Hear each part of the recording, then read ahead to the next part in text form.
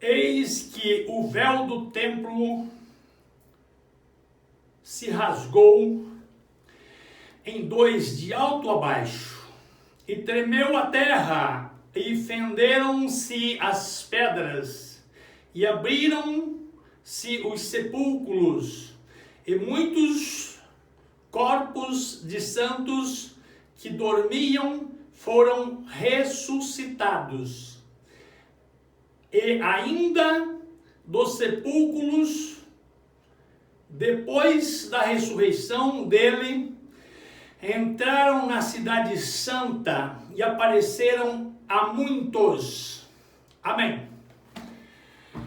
É com esta mensagem, com esta leitura que eu quero transmitir a palavra de Deus. Eu quero falar para vocês nesta manhã sobre o grande poder de Deus na vida da humanidade. Porque, amados e queridos irmãos, agora, recentemente, nós tivemos aqui no Brasil uma caminhada que começou em Minas Gerais e se encerrou em Brasília no domingo próximo passado. E esta caminhada é feita pelo deputado Nicolas Ferreira e muitas outras pessoas que participaram, gente famosa, gente não famosa. Tem gerado bastante debate, bastante controvérsia, mas eu quero aqui trazer a você, à luz da palavra de Deus, sobre tudo o que aconteceu, inclusive sobre o fenômeno natural chamado o raio que caiu no meio da manifestação. Eu quero ser bem rápido, eu quero ser bem breve, para que fique fácil de você compreender a mensagem que eu quero trazer para você. A Bíblia Sagrada diz que Jesus ele veio ao mundo para salvar a humanidade. O propósito de Jesus é salvar a humanidade. E quando Jesus se propõe a salvar a humanidade, o que acontece? O inimigo das nossas almas, aquele que quer roubar, matar e destruir, ele fazia de tudo para que Jesus desistisse. Ele levou Jesus a um alto monte e ofereceu as riquezas do mundo para que Jesus deixasse, para que Jesus desistisse da missão que ele tinha para cumprir. Mas Jesus não desistiu. Quando Jesus disse, eu vou para Jerusalém, o próprio Satanás entrou no apóstolo Pedro e disse assim, tu não vai para Jerusalém. Jesus disse, para trás de mim, Satanás, que não sabe as coisas de Deus. Eu vou para Jerusalém, a missão precisa ser cumprida. Jesus no jardim do Getsemane, ele poderia ter desistido. Eu não vou correr esse risco, eu não vou morrer por esse povo que não merece. Mas Jesus não desistiu, o seu suor se tornava em grandes gotas de sangue, mas ele não desistiu. No momento que ele sai do jardim do Getsemane e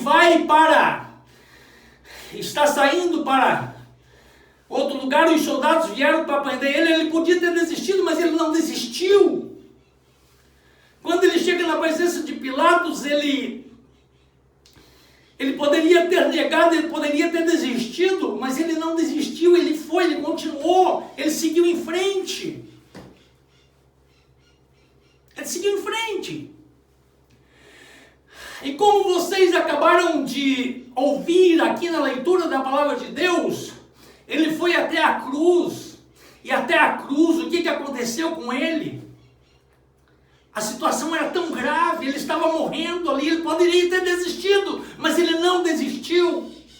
Enquanto ele estava morrendo na cruz do Calvário, o reino das trevas, a Bíblia diz no livro de São Lucas, no capítulo 23, a Bíblia diz que o sol escureceu, as trevas tomaram conta do universo.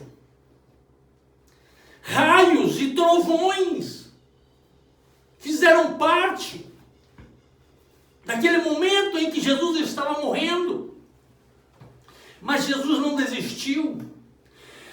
E o que mais me chama a atenção é porque neste exato momento a humanidade, e principalmente a nação brasileira, o povo brasileiro, estão dormindo. Estão na sepultura, estão como aqueles que estão adormecidos, porque a morte é um sono profundo.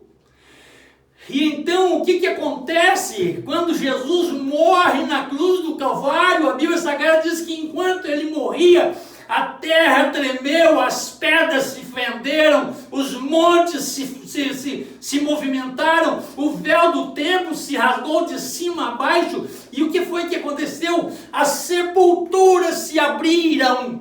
Aleluia, glória a Jesus. Eu quero que você me compreenda que neste exato momento, Jesus está mudando a história deste Brasil.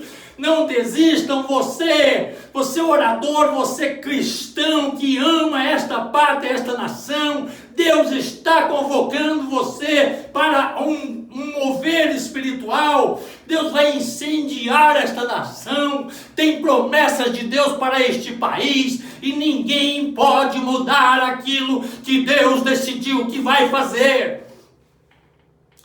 Se os brasileiros estão na sepultura, que se levantem.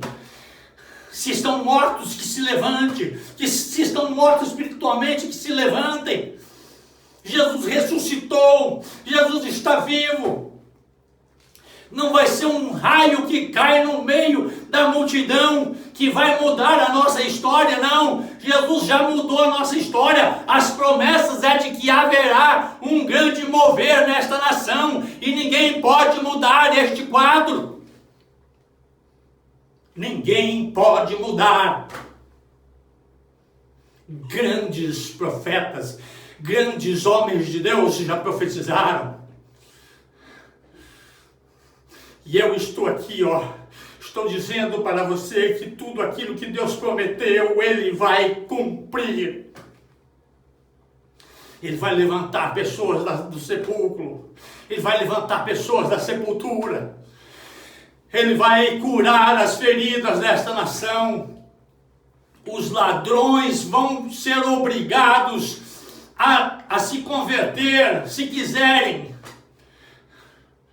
Cristãos que apoiam criminosos, vocês podem até apoiar os criminosos, mas tem que ser como Jesus, dizendo para o homem da cruz que ele precisava se converter, para da esquerda, que estava na esquerda roubando, que era um criminoso. Quando ele olha para o homem da esquerda, ele diz assim: ainda hoje tu estarás comigo no paraíso. O da direita, viu? Quando ele olha para o da direita, ele diz: ainda hoje estarás comigo no paraíso. Porque o da esquerda não se converte. Ele não muda, ele não quer mudança. Se não quer mudança, não adianta. Não adianta eu gastar a minha saliva, não adianta eu gastar o meu esforço, fazer um grande esforço aqui e dizer assim: olha, você precisa de mudança, você precisa se converter, você não pode mais roubar, você não pode mais matar o seu irmão. Não adianta. Não adianta, porque ele não quer mudança. Agora, se ele quiser mudança, Deus tem solução. Deus resolve o problema. Aleluia, glória a Jesus. Tony de Paula, meu querido irmão Tony de Paula, você que está apoiando a atos criminosos dos esquerdistas, tem solução para você. Presidente Luiz Inácio Lula da Silva, se converte de verdade, entrega a sua vida para Jesus, coloca a sua vida no altar de Deus e para de enganar a população com mentira, com engano, e Deus vai mudar a sua história. Eu não estou falando isso para humilhar nenhum político. Pastor Samuel Ferreira, grande homem de Deus que precisa de libertação, e tu sabe porque tu precisas de libertação e eu também preciso de libertação, todos nós precisamos.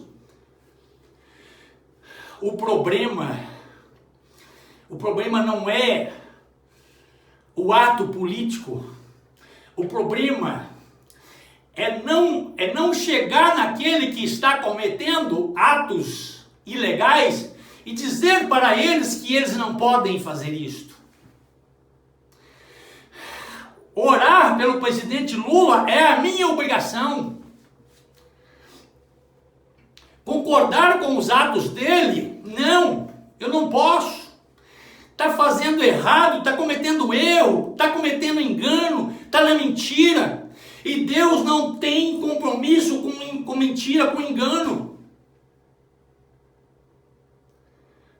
Aonde é que está o crime destas pessoas que foram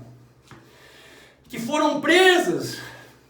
Alexandre de Moraes tem chance, Deus pode ser misericordioso com você, bicho.